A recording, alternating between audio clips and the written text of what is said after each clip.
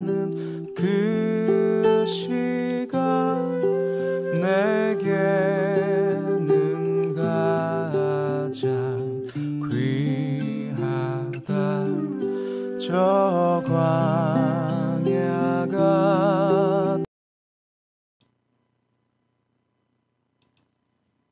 할렐루야. 사랑하는 성도 여러분, 한밤 평안하셨습니까? 오늘도 이렇게 영상으로나마 여러분들과 함께 하나님을 예배하며 경배할 수 있게 되어서 얼마나 감사한지 모르겠습니다. 우리 새벽에 영과 진리로 하나님을 예배하고 또 영광 올려드리길 원합니다. 찬송하겠습니다. 찬송가 95장입니다. 나의 기쁨 나의 소망 되시며. 찬송가 95장입니다. 나의 기쁨 나의 소망 되시며 나의 생명이 되신 주 밤낮 불러서 찬송을 드려도 늘 하신 마음 뿐일세. 나의 사모하는 선한 목자는 어느 꽃다운 동산에 양의 무리와 늘 함께 가셔서 기쁨을 함께 하실까.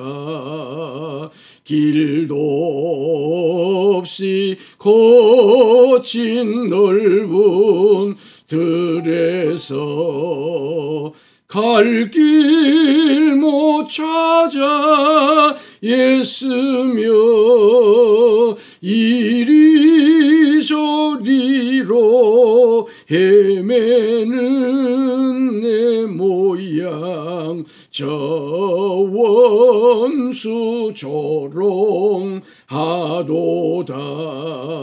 주의 자비롭고 화평한 얼굴 모든 천사도 반기며 주의 놀라운 진리의 말씀에 전지가 와닿아도다. 나의 진정 사모하는 예수님 음성조차도 반갑고 나의 생명과 나의 참 소망은 오직 주 예수 뿐일세. 아멘. 전능하사 천지를 만드신 하나님 아버지를 내가 믿사오며 그 외아들 우리 주 예수 그리스도를 믿사오니 이는 성령으로 잉태하사 동정녀 마리아에게 나시고 본디오 빌라도에게 고난을 받으사 십자가에 못 박혀 죽으시고 장사한 지 사흘 만에 죽은 자 가운데서 다시 살아나시며 하늘에 오르사 전능하신 하나님 우편에 앉아 계시다가 저리로서 산자와 죽은 자를 심판하러 오시리라. 성령을 믿사오며 거룩한 공회와 성도가 서로 교통하는 것과 죄를 사하여 주시는 것과 몸이 다시 사는 것과 영원히 사는 것을 믿사옵나이다. 아멘. 하나님 아버지, 오늘도 우리의 참 소망, 우리의 모든 것에 열쇠와 해답과 정답은 예수 그리스도 뿐인 것을 믿고 이 새벽에도 일어나 하루를 우리가 다 온전하게 열 수 없음을 고백하오며 하루에 열어주시는 하나님의 그 축복을 따라 순종하며 가고자 이 새벽 제단에 일어나 주님 앞에 제단을 쌓습니다. 아버지 하나님, 우리를 부르셔서 이 새벽을 복되게 하셨으니 인도하여 주시고 이끌어 주시고 푸른 초장 맑은 시냇가에서 충만함을 누리는 삶 살도록 복 내려 주옵소서. 우리 구주 예수 그리스도 이름으로 기도하옵나이다. 아멘. 아멘. 오늘 우리에게 주시는 성경은요, 누가복음입니다. 누가복음 2장 21절에서 40절까지가 우리가 매일 성경으로 본문을 봤는데요. 읽을 부분은 24절까지입니다. 그래서 21년도에는 좀 우리가 말씀을 좀 더 폭을 좁혀서 좀 더 집중적으로 보아가고자 성경 본문은 전체로 여러분에게 안내를 해드리고 그 중에서 새벽에 받고자 할 때는 좀 더 세부적으로 받고자 제가 마음을 먹었습니다. 40절까지 여러분이 말씀은 끝나시고 읽으시고요. 오늘 함께 받을 부분은 누가복음 2장 21절에서 40절, 그리고 구체적으로 오늘 이 아침에 교훈받기를 원하는 것은 할례, 그 다음에 정결 예식, 헌신 예식, 이 세 부분에 대해서 제가 말씀을 준비를 했습니다. 자, 21절부터 24절까지 같이 읽음으로 봤습니다. 시작. 할례할 8일이 되매 그 이름을 예수라 하니 곧 잉태하기 전에 천사가 일컬은 바라라. 모세의 법대로 정결 예식의 날이 참에 아기를 데리고 예루살렘에 올라가니 이는 주의 율법에 쓴 바 첫 해에 처음 난 남자마다 주의 거룩한 자라 하리라. 한 대로 아기를 주께 드리고 또 주의 율법에 말씀하신 대로 산비둘기 한 쌍이나 혹은 어린 집비둘기 둘로 제사하려 함이더라. 아멘. 아멘. 오늘 우리가 받은 누가복음 2장 21절에서 40절에는요, 반복되는 문구가 있습니다. 반복된다고 하는 것은 강조되고 있다, 그런 뜻으로 보면 될 거예요. 22절에 모세의 법대로 그렇게 되어 있습니다. 23절에 이는 주의 율법에 쓴 바 그렇게 되어 있고요. 24절로 가면 또 주의 율법에 말씀하신 대로 그렇게 되어 있고요. 27절 율법의 관례대로 그렇게 되어 있습니다. 우리가 읽지 않았지만, 그리고 39절에는 주의 율법을 따라 모든 일을 마치고 22, 23, 24, 27, 39 다섯 번에 걸쳐서 강조되는 단어가 하나 있는데 뭐예요? 율법대로, 율법을 따라 이렇게 되어 있습니다. 오늘 이 율법이라고 하는 것에 여러분 주목하시고 제가 짧은 시간에 새벽에 전해드리는 이 말씀을 우리가 받아가면서 이어가겠습니다. 아기 예수님은요, 탄생 후에 8일이 되자 할례를 받습니다. 예수님보다 6개월 먼저 태어난 세례자 요한도 8일이 되자 할례를 받잖아요. 할례는요, 양피, 즉 음경의 포피를 잘라내는 거예요. 할례는요, 아브라함 이전에도 있었던 것으로 보여요. 그런데 하나님께서 아브라함에게 명령을 합니다. 물론 아브라함은 그때 나이가 8살 아닙니다. 75세의 부르심을 받아 이 할례를 받을 때는 75세 이후가 된 때예요. 무엇을 명령해요? 할례를 명령을 해요.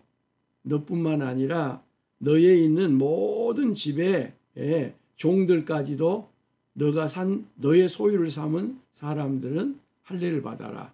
너는 나이가 많아 받지만 너희 집에 있는 종들은 어른이어서 받지만 내가 이 할례 규정을 너희들에게 준 이후로는 너희 집에 자녀가 태어나면 난지 8일 만에 할례를 받으라. 한번 합시다. 난지 8일 만에 할례를 받으라. 그렇게 되어 있습니다. 그리고 그 할례가 나와 너희들과의 언약의 징표가 된다는 겁니다. 사인으로 할례를 받도록 한 거예요. 물론 이 할례가요, 남자의 음경에 포피를 둥그렇게 잘라낸 그 자체, 그게 언약의 징표는 아닙니다.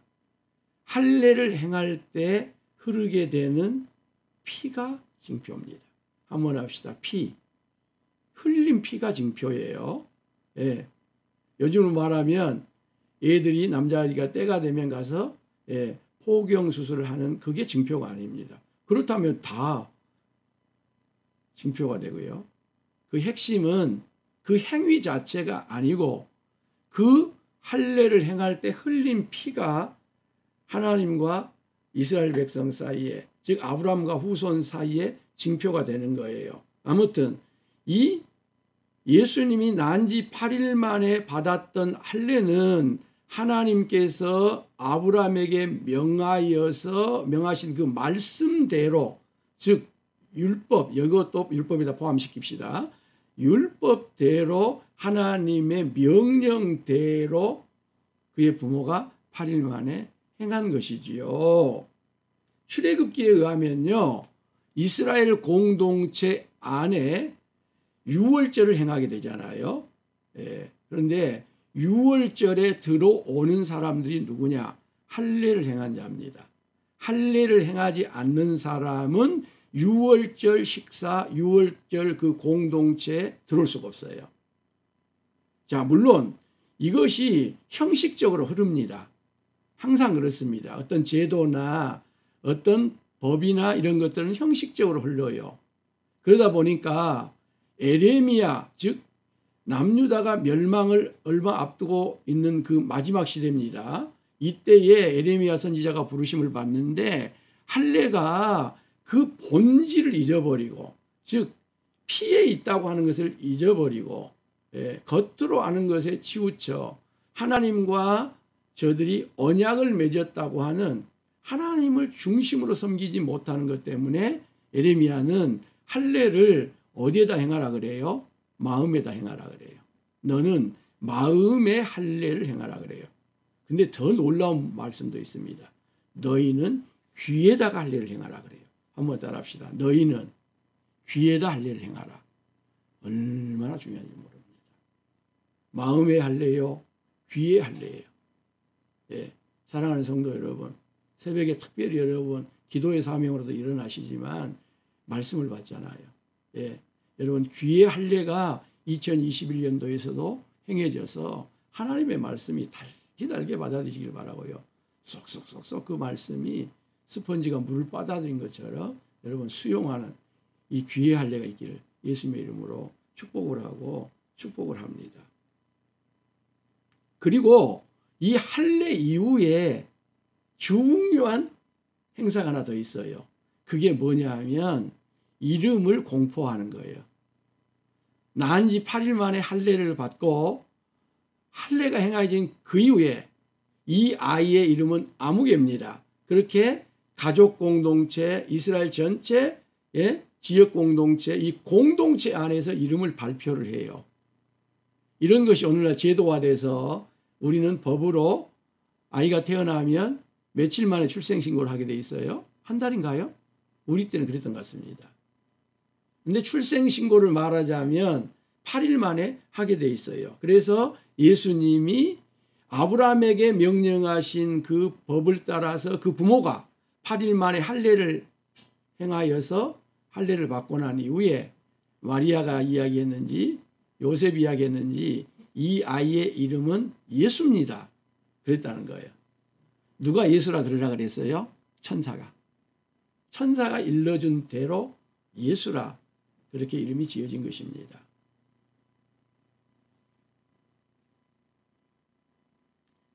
두 번째로 정결예식입니다. 한번 따라합시다. 정결예식. 모세의 법에는요, 여인이 아이를 출산을 하면 40일 동안 부정하니라 이렇게 규정을 합니다. 자, 이것은 의식적인 부정입니다. 한번 합시다. 의식적인 부정. 의식입니다. 그 자체가 여인이 부정하다는 거 이건 아닙니다. 큰일 날 이야기입니다. 의식적으로 부정하다는 거예요. 물론 여자아이를 낳으면 거기에 배로 80일이 됩니다. 그래서 산모가 몸을 풀어서 아기를 낳게 되면 7일 동안은 의식적으로 완전히 부정하다고 그렇게 돼 있고요. 나머지 33일 기간 여성을 낳으면 여아를 낳으면 66일 동안은 집 안에서만 머물면서 부정한 것들과는 접촉을 피하도록 그렇게 규정을 해놓은 거예요. 근데 여러분 이것이요. 당시에 유아 사망률을 낮추고요. 여성을 건강하게 하고요. 이런 것으로 오늘날 의학에서 이게 얼마나 또한 놀라운 신비가 담겨져 있는가 해서 오늘날 밝혀진 것이고요. 아무튼 그것은 이야기하려고 하면 초점이 흐려지고 또 시간을 다 담을 수 없어서 빼놓고 갑니다. 7일 동안 부정하고 그 후 33일 동안 부정한 어떤 것들도 접촉을 하지 않게 되어 있는 거예요. 우리로 말하면 금줄입니다. 그래서 이 40일이 지나면 산모가 성전에를 올라가서 의식적으로 즉 예배적으로 저는 이제 정결한 사람이 되었습니다. 그와 같은 정결을 행하고 나면 예루살렘 성전에서 내려올 때부터 모든 것에서 자유로워요. 즉 어떤 것을 접촉하더라도 산모도 건강하게 되고 아이도 거룩하고 어떤 부정한 것에도 부정을 타지 않게 된다는 거예요. 근데 보시면요. 자, 40일이 지났습니다. 그러면 41일째 성전을 올라가잖아요. 성전에 올라가서 의식을 행하기 전까지는 정결한 게 아니에요. 그래서 올라가는 순간에도 혹여라도 부정한 것을 접촉할까 봐 여인이 어떻게 올라가냐면요. 등이 넓은 소를 타고 올라간답니다. 그래서 소가 다른 것을 혹시 몰라도 여인의 몸이 어떤 것에도 접촉되지 않도록 하고 예루살렘으로 올라가요. 그리고 예루살렘에 올라가서 정결 예식을 행하도록 되어 있는 부분이 레위기 12장, 12장 맞습니다. 12장에 정결 예를 행하도록 되어 있는데 보편적인 사람은 정결 예식을 행할 때 1년 된 어린 양 한 마리로 속죄 제물을 드립니다. 이게 일반적인 거예요. 보편적인 거예요. 한번 합시다. 하나님, 저는 2021년 삶을 살아가는 가운데 일반적이게 하시고 상식적이게 하시고 보편적이게 해주세요. 이게 가장 좋은 것입니다. 신앙생활도 마찬가지입니다. 일반적이고요. 보편적인 게 좋습니다. 그리고 거기에 있는 것이 가장 좋아요. 그래서 정결 예식을 행할 때 1년 된 어린 양 한 마리를 드리도록 되어 있어요. 근데 문제가 있습니다. 1년 된 어린 양 한 마리를 드릴 수 없는 가난한 산모들이 있어요. 오늘날도 마찬가지지 않습니까? 그럴 때는요. 율법이 빚을 내서 해라 그렇게 하지 않습니다. 무리해서 해라 그러지 않아요. 율법은요. 얼마나요. 율법이 딱딱한 것이 아니에요. 그래서 이 가난한 자들을 배려해서 어린 1년 된 양을 드릴 수 없는 사람은 산비둘기 한 쌍이나 집비둘기 2마리로 해라 그렇게 되어 있습니다. 놀랍습니다. 사랑하는 여러분, 우리가 복음주의 시대에 살고요. 예수로 인하여 모든 것에 자유한 세상을 살아가는데 우리가 오늘 율법에 대해서 즉 법에 대해서 한번 생각을 하는 시간입니다. 율법은요 딱딱한 것이 아닙니다. 그러므로 어떤 하나님의 명령하심, 하나님의 우리의 요구하심을 지레 짐작해서 나는 그 지킬 수 있는 수준이 안 돼. 나는 아니야. 이렇게 생각하지 말라는 거예요. 얼마든지 하나님이요. 그 안에서 지킬 수 있도록 하신 율법을 주시고 하나님이 우리에게 어떤 것을 명령하시고요. 요구하신다고 하는 것을 기억하면서 그 다음 말씀을 이어가 보도록 하겠습니다. 자, 이렇게 해서 마리아도 40일이 되자 율법에 따라서 모세가 명한 바를 따라서 정결 예식을 행하기 위해서 예루살렘 성전에를 올라갑니다. 올라가서 정결 예식을 위한 예물을 드리는데 마리아가 뭘로 드립니까? 1년 된 어린 양 한 마리를 드립니까? 아니었습니다. 집비둘기 2마리나 산비둘기 한 쌍을 드리려고, 아직까지는 드리지 않았으니까 드리려고 마음을 먹고 준비를 해가지고 올라가요. 이걸로 보아서 마리아는, 즉 요셉은 부유하지 않았다는 겁니다. 아주 가난한 가정이었다는 거예요. 자, 여기서 하나, 성경을 좀 어느 정도 아는 분들은 이런 질문을 할 수 있어요. 목사님, 예수님이 탄생하실 때 동방 박사들이 저 멀리서 유향과 모량만 가져온 것이 아니고 황금도 가져왔잖아요. 마리아가 순종하여 예수님을 받은 이후에 황금을 받았으니 부자가 됐잖아요. 그 황금 팔아가지고 1년 된 어린 양 드리면 되잖아요. 로또 맞았잖아요. 그렇게 질문이 가능합니다.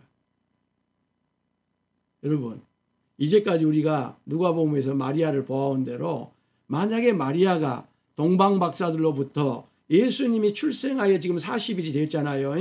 이 안에 동방 박사들의 아련을 받고 황금을 받았다면 마리아가 집비둘기 드렸겠습니까? 산비둘기 드렸겠습니까? 아닙니다. 저는 율법대로, 한번 합시다. 율법대로, 모세의 규례대로 1년 된 어린 양을 드렸을 것입니다. 더도 이건 드릴 필요가 없어요. 자, 제가 뭔 이야기를 하려고 하는 것입니까? 우리는요, 성경을 보면서 고정관념에 갇혀 있어요. 성경을 지나치게 평면적으로만 봐요. 그리고 이제까지 그렇게 들어왔어요. 근데 2021년부터 여러분, 저와 함께는 성경을 평면적으로 보는 것이 아니라 좀 더 입체적으로 볼 것입니다.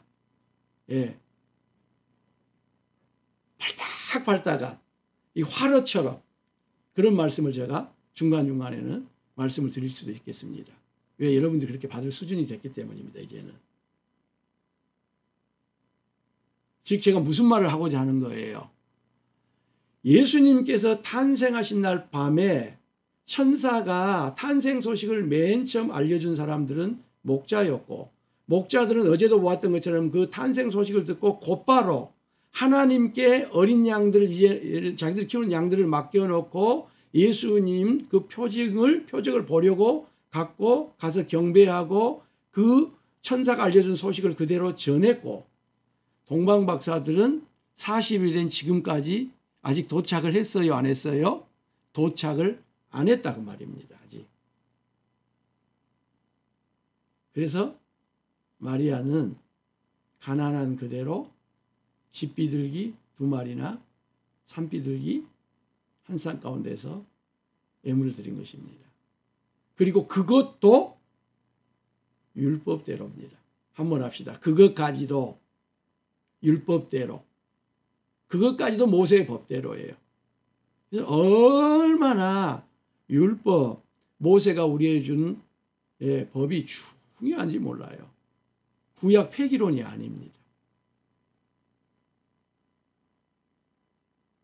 거기에 근간해서 복음입니다.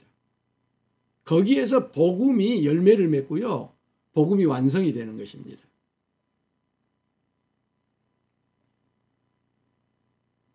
자, 헌신예식입니다.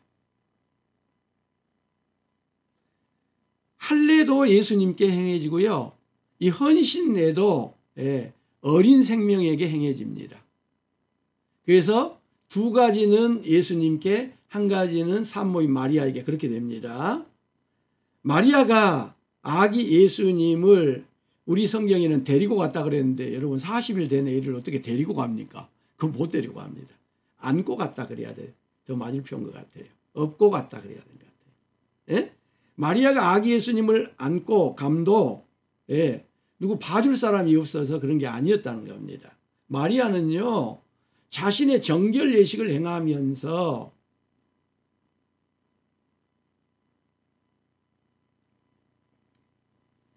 40일째 될 때 8일째는 할례입니다. 이것은 기간이 32일 지금 기간이 있는 것입니다. 이걸 한꺼번에 보시면 안 돼요. 예. 정결 예식을 행하러 가면서 자신만 하나님의 말씀대로 정결 예식을 행한 것이 아니라 그때에 우리 아기 예수도 헌신 예식까지 행해야 되겠다. 그리고 아기 예수님을 안고 간 거예요. 자신의 정결 예식도 행하려고 하지만 율법대로 주의 율법에 쓰임바대로 아기 예수님께 헌신에도 행하려고 함이었다는 거예요. 이스라엘 백성들은 애굽에서 해방을 받을 때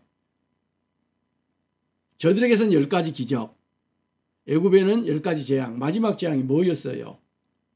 이스라엘 장자들을 다 치잖아요. 근데 그 가운데서 문지방 문설주에다가 어린 양의 피를 발라놓았던 유대인들의 집에는 장자 어떤 것도 손상이 없는 거예요. 그래서 하나님께서 초태생은 내 것이다. 물론 민수기에는 그 이전에 초태생 처음 난 열매까지가 포함되어 있는 초태생이 내 것이란 것이 그 전에 율법으로 그 전에 있습니다. 그 전에 있습니다. 그리고 여기 첫 아기가 더 확정적으로 고정되어서 내 것이라고 하는 즉 헌신 예식으로 드려져서 이제부터는 이 아이가 내 아이가 아니고 주님의 것입니다라고 드려지는 것이 이 헌신 예식인데 이것을 예수님이 율법대로 그 부모에 의해서 드려져요. 유대인 부모들이 얼마나 위대한지 모릅니다. 이제부터는 40일이 지난 이후인데요. 이 아이는 제 아이가 아닙니다. 주님의 것입니다. 하나님의 것입니다. 그렇게 드려집니다. 은 5세겔의 속전으로 예수님이 드려지게 돼 있어요. 여러분 이와 같이 아기 예수님은요. 저 창세기에서 하나님께서 아브라함에게 명령하신 말씀대로 출생한 지 8일 만에 할례를 받으셔요. 그리고 그 이름이 공동체 앞에서 예수라 공포가 됩니다. 그리고 주의 율법에 쓴 바에 따라 헌신례로 드려집니다. 마리아도 모세의 법대로 정결 예식의 날이 참에 예루살렘에 올라가셨고요. 주의 율법에 말씀하신 대로 정결 예식을 행합니다. 그리고 우리가 다 안 읽었습니다마는 39절에 주의 율법에 따라 모든 일을 마쳤다. 그리고 갈릴리로 돌아가 본 동네 나사렛에 이르렀다. 이렇게 되어 있습니다. 우리가 자녀들을 대부분 다 키워버렸겠습니다마는 예수님의 육신의 부모인 마리아와 요셉은요. 예수님이 이 세상을 구원할 구원자요 하나님의 아들이요 어마어마한 특권과 권세를 가진 아들인 것을 알았습니다. 그럼에도 불구하고요.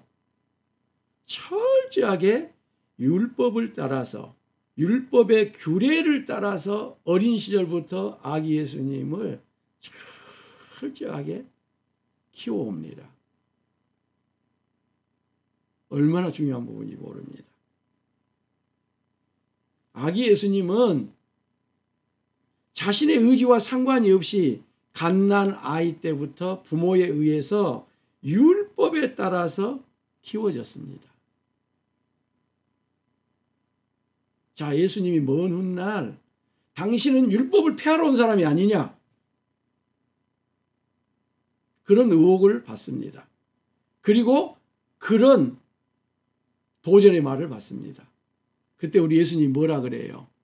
오해하지 마십시오, 여러분. 나는 율법을 폐하러 온 것이 아닙니다. 모세 율법을 폐하러 온 것이 아닙니다.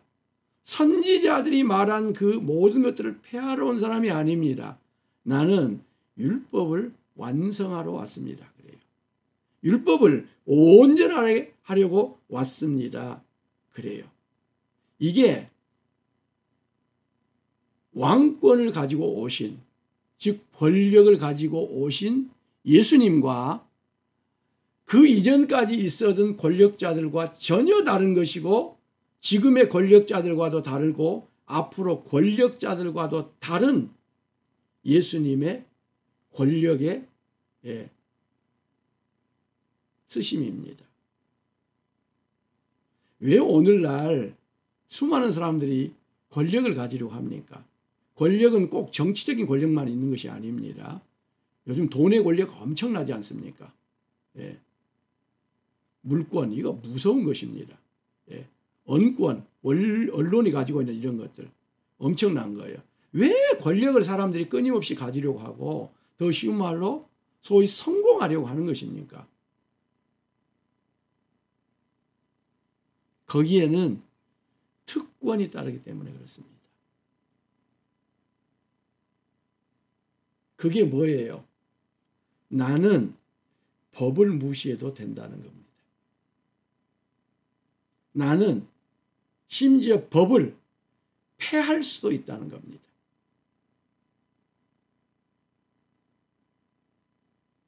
정말 법을 무시할 수 있는 사람은요, 우리 예수님 딱 한 분밖에 없어요.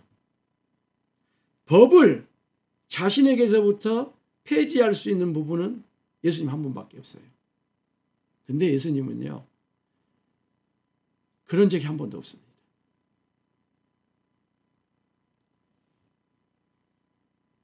또 그런 부모를 만났습니다. 육신의 부모를. 사랑하는 성도 여러분, 복음은 우리에게요, 한없는 자유를 줍니다. 그러나 여러분, 그 복음의 근저에 하나님의 말씀이 있습니다. 그리고 그 말씀은요, 우리가 얼마든지 지킬 수 있는 말씀이에요. 그러므로 여러분, 지레짐작에서 말씀을 지켜나가는, 말씀을 순종해 나가는 수준을 낮추려고 하지 마시길 바랍니다. 금년에는. 하나님이 내 형편과 처지와 수준과 모든 것에서 넉넉하게 하나님의 말씀을 따라 살아갈 수 있도록, 말씀을 준행하며 믿음 생활에 갈 수 있도록, 말씀을 지키면서 사회생활하고 모든 일을 할 수 있도록 하나님이 다 해놓으셨습니다. 그러므로 그 말씀을 이루려고, 그 말씀을 지키려고 해나가는 가운데에 복음의 자유를 누리시기를 원하고요. 신앙의 큰 비밀과 축복이 거기에 숨겨져 있는 것을 이루셔서 받아가면서 할렐루야 하면 그렇게 나아갈 수 있는 저와 여러분 되기를 예수님의 이름으로 축복합니다. 하나님 우리 아버지, 감사합니다.